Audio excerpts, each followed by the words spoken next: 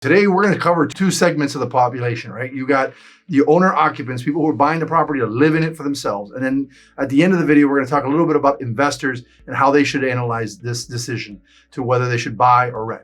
And as real estate agents, you might think, okay, our advice is going to be buy. Yeah. And the fact of the matter is not everybody should buy. And we're going to cover who should buy and who should consider waiting.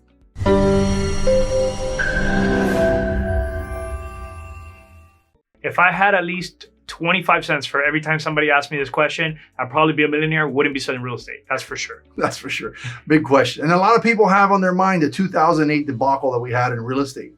And it's not likely to happen again, although there are some fear-mongering people out there talking about the downturn. Could there be a correction in pricing? Could there be a correction in supply and demand? Absolutely. I believe that there might be. And so then why should you buy? So today we're going to talk about that.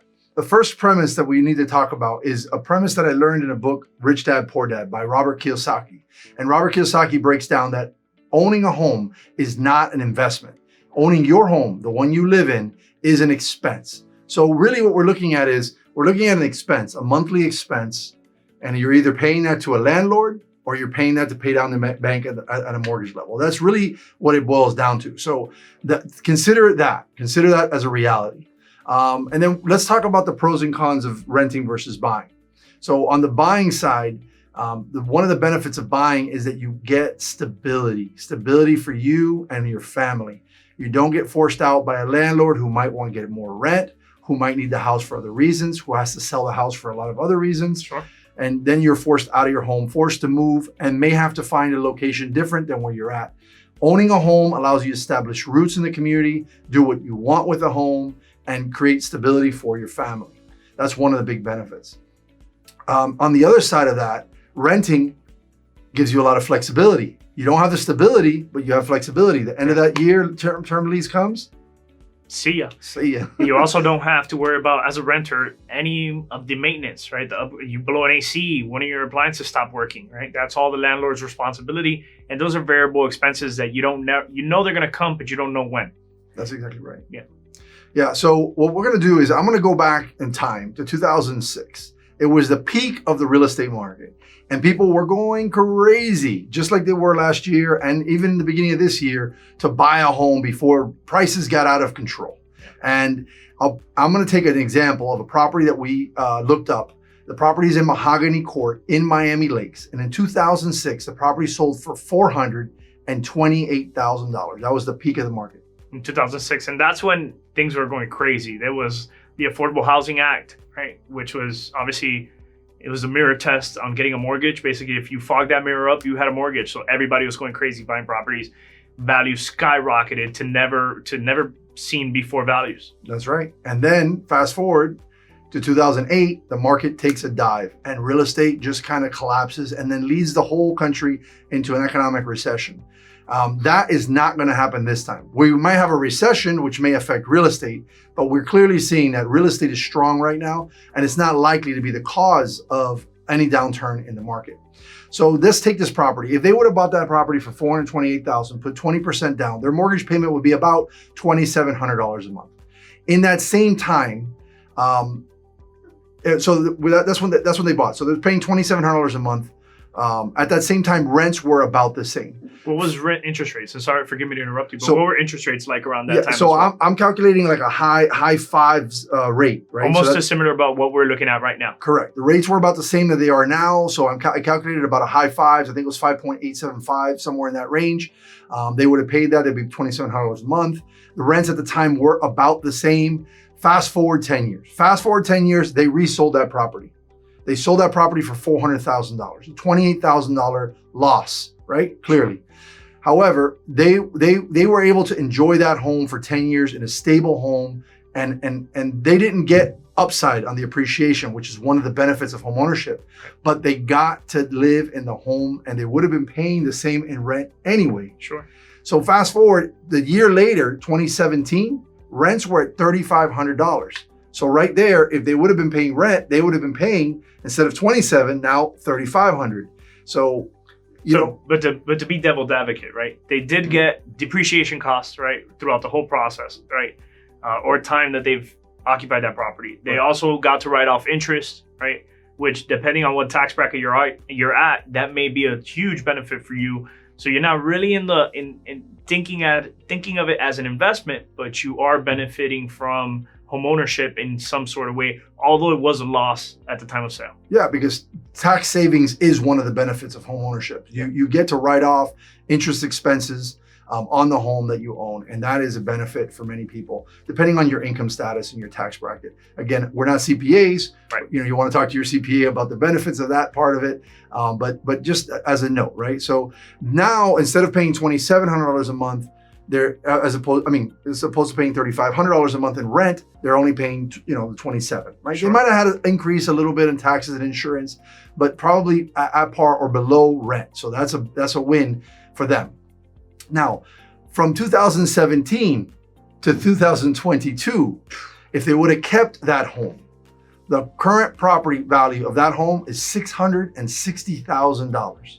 So they would have had that upside appreciation. Right. So yeah, it was flat or down a little over those 10 years. Yeah. But then boom, it made up for it and then some, as we've all seen. Skyrocketed as fast as Bitcoin. It's been crazy. It's been crazy. So we get to the point where we ask ourselves, should you buy or should you not? And that really goes back to you on your personal level. And here's some of the considerations to have when you're making a decision to whether you should buy now or hold off.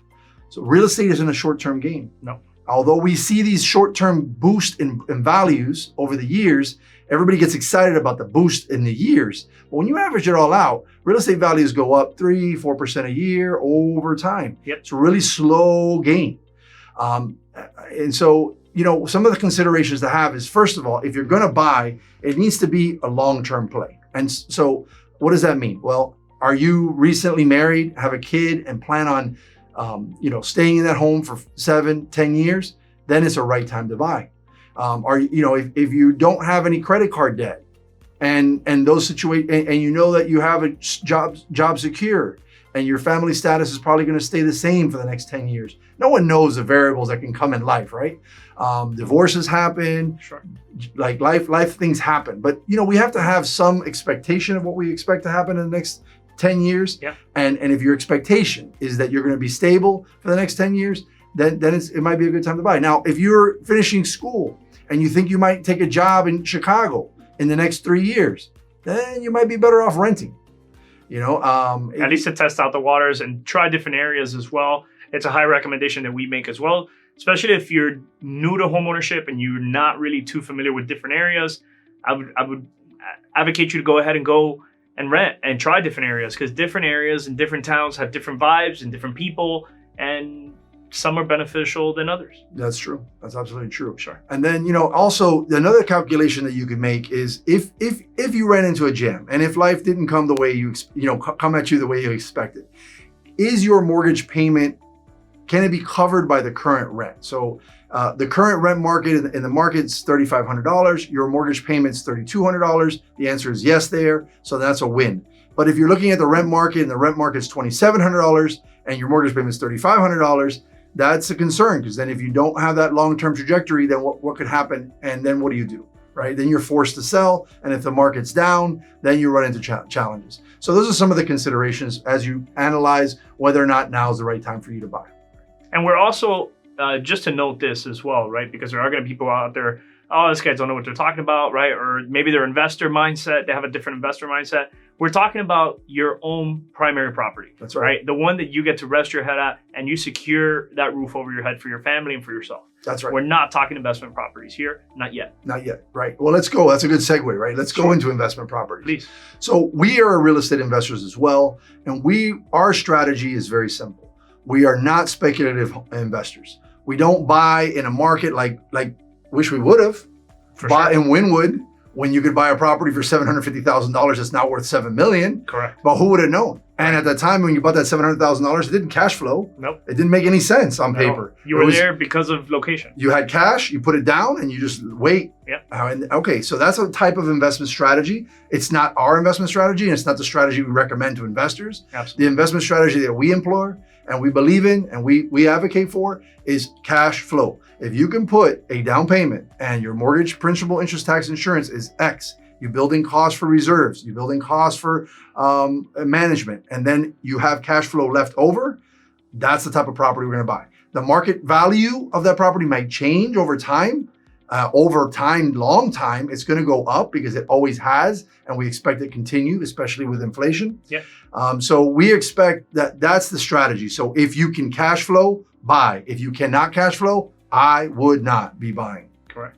And that's always a secondary also, right? You have also flippers as well that are obviously buying properties that need to have value add to them as well, meaning they need to be renovated, they need to be up to today's standards, right? That's a different mindset as well. Although in the back of their mind, they are thinking in worst case scenario, would this property still at least cover, right? So I can wait it out until the property appreciates again. Right. Which is a good strategy to have as an investor. Correct. So if you can buy a house that's worth $400,000 based on the comparables in that market, and you're buying it for $300,000 and it needs paint and carpet, that's an obviously sell a great it. return. Call us and we'll buy it. Sure. You can buy it, put the paint and carpet in, and sell it for $400,000. And if things don't go the way you expected, you can always rent that property, and you can do the numbers and see if it cash flows. Yep. So that's our fallback. If we're going to flip a property, we're going to buy, fix, and flip it. We're planning on, okay, what if we can't sell it for that exit number? Can we rent it at the purchase price and capital that we put into the property and still make sense?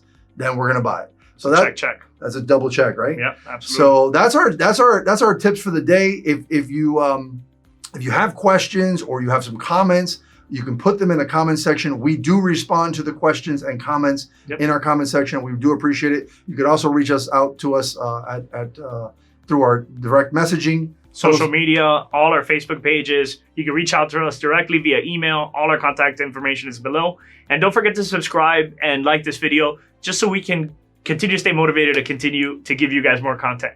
Thank you guys for tuning in. I hope you enjoy the rest of your day and week. And any questions you have, shoot them at us. Have a blessed day. Take care.